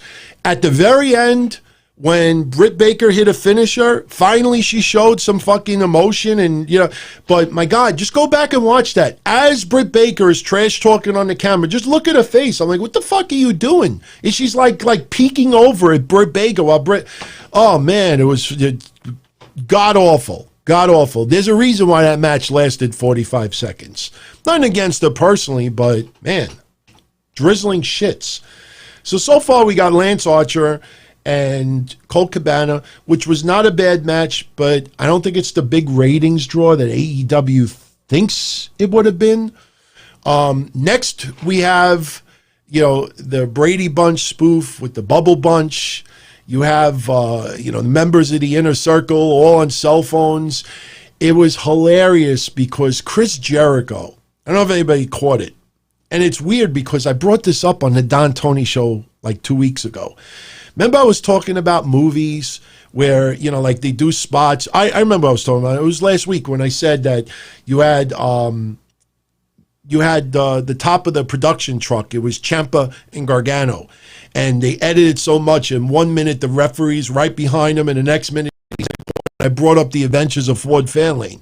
When Andrew Dice Clay and Priscilla Presley were in Dice's house, and he offers her juice, and she picks up the juice, and it's only filled this much, but then when she dropped it on a blouse, it was like this much. Well, I just found it funny because it was juice and similar today. Jericho is on the phone, and they're all talking about, you know, the Inner Circle and making fun of Hangman Page and talking about Hagar beating the shit out of Moxley. And at one point, Jericho starts pouring a glass of juice, the Tropicana, and he overpoured it, and it went all over the place. Go back and watch it. When they did the far shot, after he poured the glass, there's no spilled orange juice on the counter. I was like, oh man, that's fucking great. Little things like that I notice. Another thing is, he's cooking one fried egg. Did you see how many fucking dogs were sitting there waiting for the one fried egg? I'm like, this guy cooked one egg for like 10 dogs. I'm telling you, man, that was a funny segment. I enjoyed it. You know, Chris Jericho made the joke. What do you call an idiot who's been missing for weeks and likes horses? Hangman Page. Oh man, that was funny shit, man. And Jericho and Shivani again on commentary.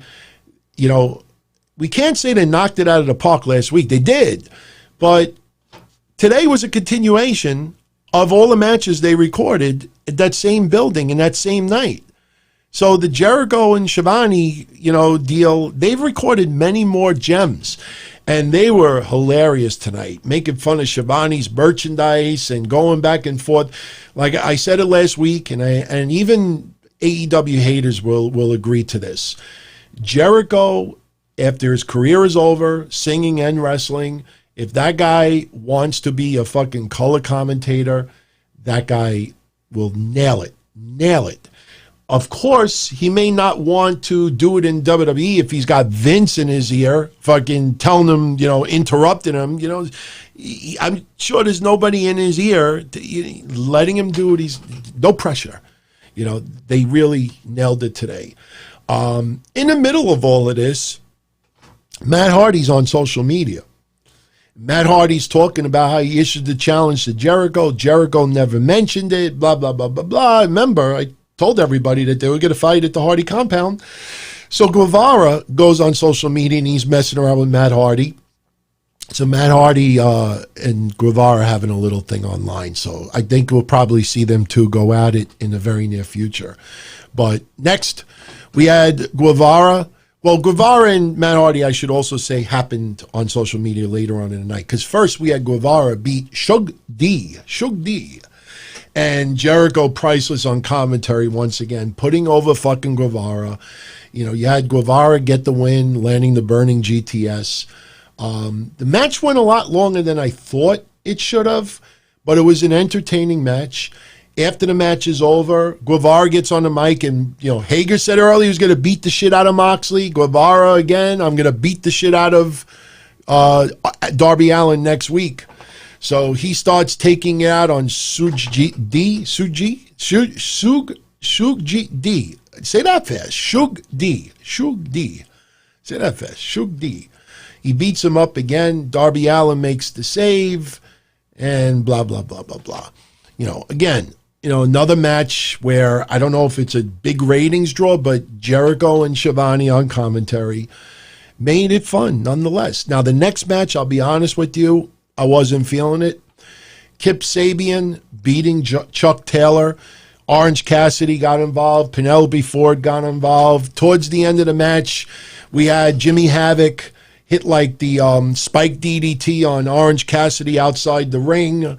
While that's going on, we see Penelope Ford hit the Huracan Rana on Chuck Taylor. Kip Sabian gets the win. I am nothing against Kip Sabian.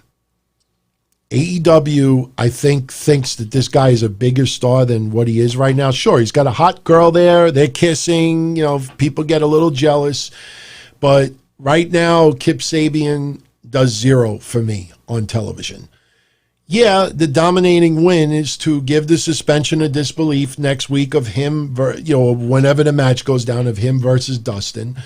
But I'm just not feeling Sabian yet. And him versus Chuck Taylor, again, nothing against Chuck Taylor. But for me, the Orange Cassidy stuff and the Penelope Ford stuff and the Jimmy Havoc stuff was probably the more fun stuff that I saw the whole night. So, and that match went on for a little bit as well. Then we get a match. I don't know why this was put on TV and not AEW Dark, but we have Shawn Spears beating Justin Law in 2 minutes. Basically not taking the match seriously. I don't know. To me, it just felt like filler. So next week we have Guevara versus Darby Allin and Kip Sabian versus Dustin Rhodes. Next week, Kenny Omega will be in action. Brody Lee will be in action. We'll see if I get my fantasy fulfilled and have Brody Lee beat the living shit out of Marco Stunt, which is what I wanted last week, the 5th grader. Anybody knows, what happened with Lance Archer and Kevin Nash online. Now you know why I say that. But and that's pretty much it. We have the main event. Moxley versus Hagar. Again, the match went quite a while. I mean, I was very surprised that we weren't even at 9:30 and they were already announcing this main event match. They did some editing. It was a little bit slow in the beginning. It felt, that you would have expected a little bit more of the brawling aspect, but that picked up a little bit later on. But once again, good for AEW for trying to give a little suspension of disbelief. But all those Bellator guys saying why they think Hagar is going to win, at the end, it's like, it's Hagar. It's like, and there ain't no way you're taking the belt off of Moxley right now in the middle of a pandemic with everything pre-taped. It's like fans are not clamoring to see Hagar, even if he had the belt, to get his ass kicked. And, I don't know. The Moxley-Hagar match, it told a great story. and it was a fun match. Moxley retains. It went long. The only reason right now I am a little bit hesitant in saying that AEW loses, the only reason why I'm not saying that yet is because of one man that appeared on NXT tonight. And that man's name is Timothy Thatcher. Timothy Thatcher is talented. Timothy Thatcher is great. Unfortunately, majority of wrestling fans don't fucking have a clue who Timothy Thatcher is. And need to see him holding the tag belt with Matt Riddle at the very end was kind of like caca. I know he's talented. I know he's got a great career in the future. He is a fucking beast. Oh, absolutely, one fall. He is a beast. Right now, he does not have that connection with the fans. Teaming up with Matt Riddle definitely gives him a lot of cred, and he put on a great performance. The only reason why I'm criticizing it is, would fans stay tuned to Riddle and Thatcher teaming up instead of Moxley and Hagar? That is the question. Because honestly, NXT, the opening match tonight, we saw the recap of NXT last week, the ending. We saw Killer Cross in the car with Scarlett, and then they showed the clock really, really quick. So now we're thinking, okay, Killer Cross may debut today. That's why I'm wearing the shirt. Tom Phillips and Byron Saxton, I'm not thrilled with their commentary. Somebody needs to literally take a needle and stick it in their ass sometimes. We got a hint of emotion today when Finn Balor was fighting Fabian Aichner. Finn Balor's chest, his back were red, and you saw, some really stiff chops. And at one point with one of those chops, Tom Phillips with the polite last week, and I mentioned this last week, go watch McIntyre and Big Show again. When Big Show was hitting those crazy chops, Saxton and Phillips just no-sold it, like they didn't even acknowledge it. They no emotion, no reaction. Listen to Jericho last week when Archer was doing some of those chops. Just look at the difference. You'll see what I'm talking about. But Finn Balor beats Aichner. Entertaining match. Finn Balor, to have him open, was a smart move by WWE. After the match is over, we have Velveteen Dream, and he's sitting on a couch. He's waiting for Adam Cole. Unfortunately, Adam Cole ain't going to be in the building anytime soon. Once again, later on, we get the pool vignette. Whatever. Now we have the Charlotte interview. And I go back to what I said 2 weeks ago with my predictions for WrestleMania. Charlotte is only going to help elevate a lot of the women in NXT. Go look at Mia Yim's tweets about Charlotte. Go look at some of the other women. These are match possibilities that are new for a lot of fans out there. And Charlotte did a lot today to build up and boost the NXT women's division. Even though a lot of people may not see it that way, Charlotte is the right person to have that title right now. And this vignette, the interview they did today with Charlotte, was one of the best that I've seen Charlotte ever do. That's how good it was. And unfortunately, for those that are not happy with Charlotte right now and having the title, may not see it that clear, but it was fucking great. It was great. Now we have Xia Li just squash Aaliyah. I know what a lot of people said earlier. They let go Deonna Purrazzo, but they keep Aaliyah. It is what it is. It's funny because last week I think it might even been Monday. I said, WWE just really hasn't done anything with Deonna Purrazzo. She could be back. She's young. Career's not over. So now we have the Interm Cruiserweight title tournament. The easy rules, you have Group A, and you have Group B. And by the way, this show is definitely going to be done in about 10 minutes. I want to be off the air within 2 hours. So this entire broadcast is available online. Remember, in less than 48 hours, I will be on YouTube again for the Don Tony Show. We have tons to get into. So we'll continue this on Friday. But the interim cruiserweight title rules are simple. You have two groups. Group A, which is Kushida, Drake Maverick, Tony Nese, and Jake Atlas. Group B, which is Isaiah Swerve Scott, El Hijo del Fantasma, who you may remember as King Cuerno in Lucha Underground, Akira Tozawa, and Gentleman Jack Gallagher. Basically what the deal is that you have all the wrestlers in Group A facing each other. Every wrestler has 3 matches. You have all 4 wrestlers in Group B facing each other. They have 3 matches each. After each wrestler faces each other, whoever has the best record in Group A will take on the best record in Group B, and that's when we determine the new interim cruiserweight champion.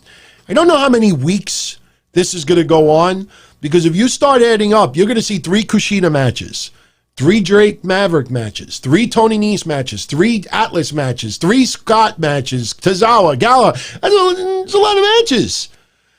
So, again, I don't know if these are all recorded already. So Drake Maverick, I hope to God that a lot of these are not recorded. Maybe these are live because, when you figure how many weeks this could go on, maybe Drake Maverick does stick around. We'll see. But sorry, Rizzo. He doesn't like that I keep patting myself on the back. Can't help it if I get things right or if I nail things on the head.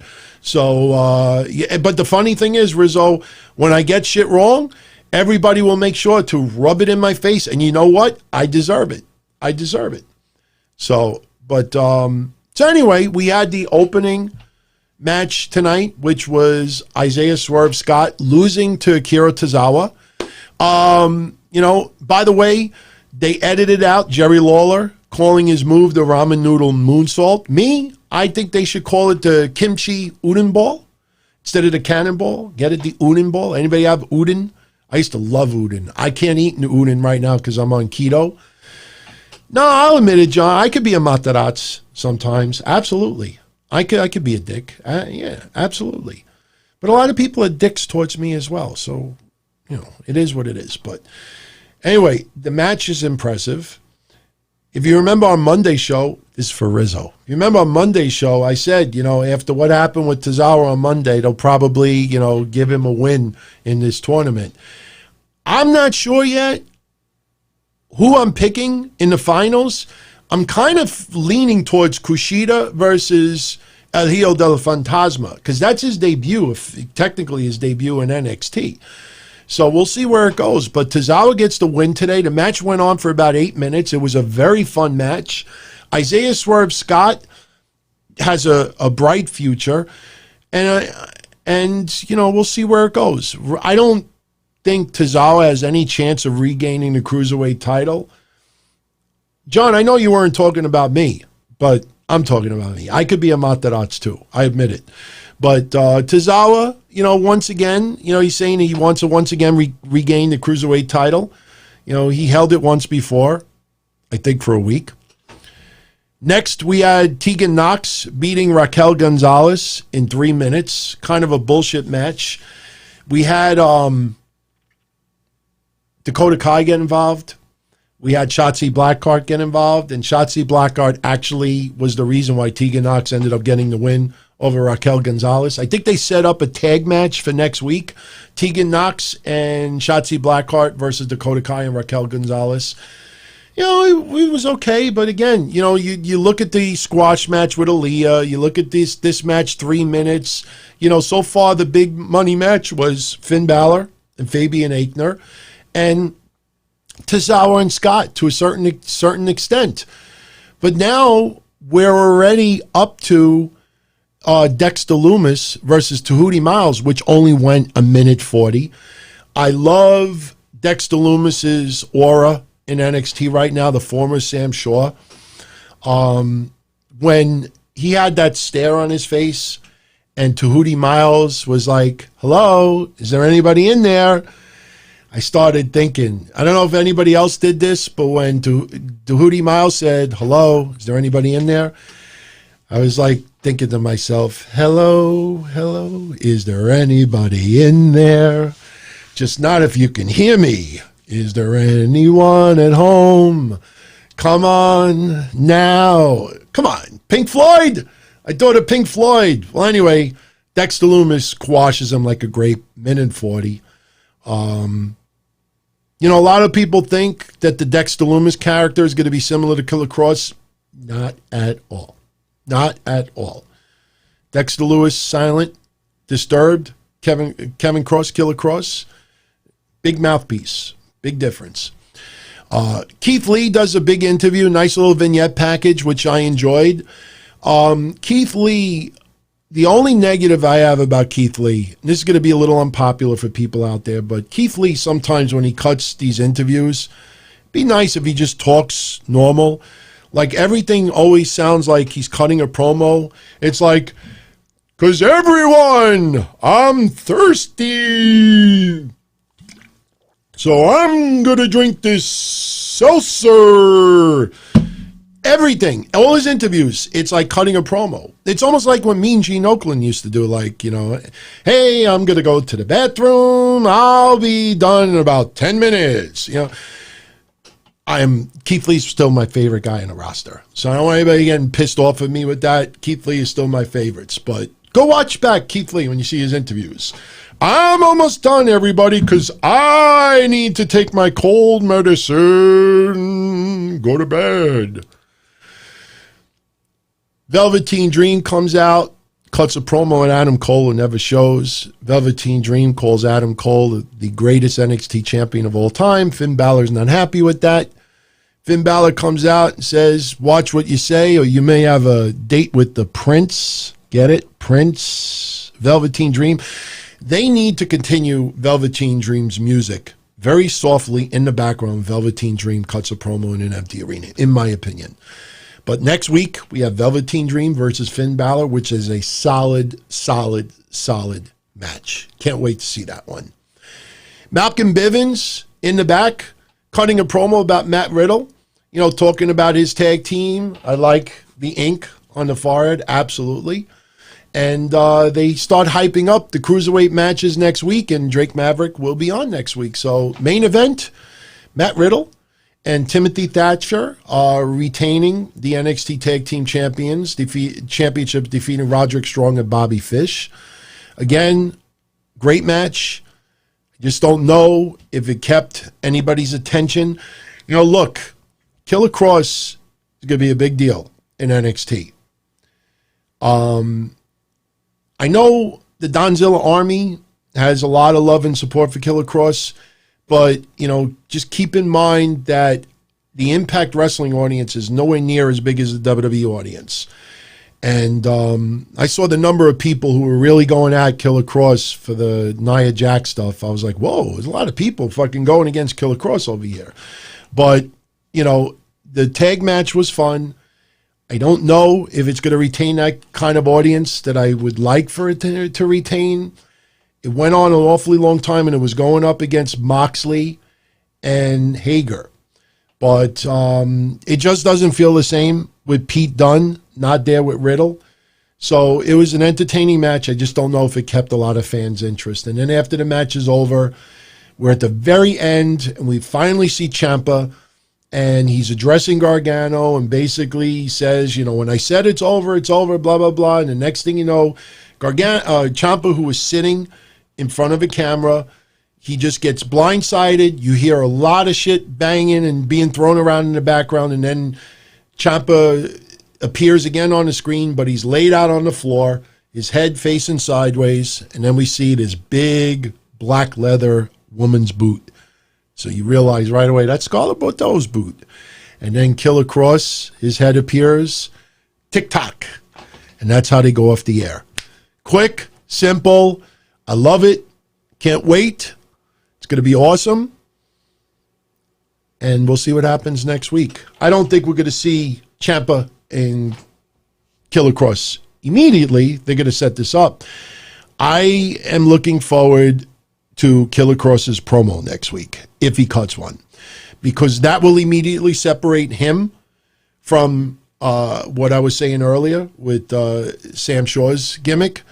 It's going to be totally different. It's not even going to be remotely close. I know there's a lot of people out there that think, oh my God, Dexter Lumis, a little bit too similar to Killer Cross.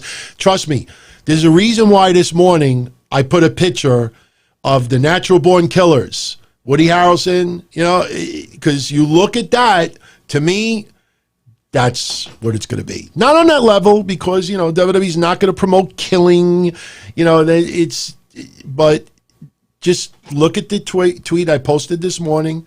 I say, you're looking forward to NXT, and I put the Natural Born Killers. That's going to be a crazy duo that are going to be fucking sick and twisted and very animated. Dexter Lumis, that's probably what some people look like when they saw their cell phone earlier in the WWE. But Cross, it's going to be a totally different story. So anyway, we're hitting the 2-hour mark, everyone. Don't mean to be abrupt about it, but I will be back on Friday with the Don Tony Show. I want to thank you, as always, for the support. And please, before you leave, hit the like button. And if you like the channel, hit the subscribe button. It'd be awesome if we hit 10,000 subscribers by next week. So everyone, please post your feedback on YouTube. I read it all. And join me Friday night, 10:05 p.m., right after Smackdown. Take care, everybody. Be well. Ciao. Don-O-Mite. It was fun, the channel surf. It was kind of hard to do a little pocket pool after you hitting the last channel button 50 times for 2 hours plus. Don-O-Mite. And his whole idea of overanalyzing, oh, he's an alcoholic and he misplaced the belt. And how could you have someone champion like that? The fuck out of here. Wednesday night. Don-O-Mite, you can have fun. You really are.